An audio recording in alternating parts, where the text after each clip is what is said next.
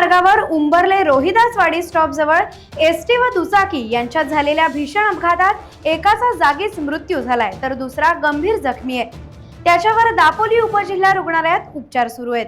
शुक्रवारी सकाळी 11 वाजता सुटणारी दापोली दाभोळ ही एसटी बस दाभोळकडे रवाना झाली होती। 11:30च्या सुमारास ती उंबरले येथील बोरघरे यांच्या बागेसमोर आली असता दाभोळकडून येणारी एक दुचाकी यांच्यात समोरासमोर धडक बसली। यामध्ये दुचाकीस्वाराचा जागीच मृत्यू झालाय। घटनास्थळावरून मिळालेल्या माहितीनुसार या अपघातात तहसीन मथुरजी याचा जागीच मृत्यू झालाय तर दुचाकीवर मागे बसलेल्या शहमुद्दीन दांडेकर याला गंभीर दुखापत झाली आहे। त्याला पुढील उपचारासाठी शासकीय उपजिल्हा रुग्णालय दापोली येथे दाखल करण्यात आलंय। घटनास्थळावर दापोली पोलीस तसेच एसटी आग्राचे अधिकारी दाखल असून पोलीस पंचनामा सुरू आहे।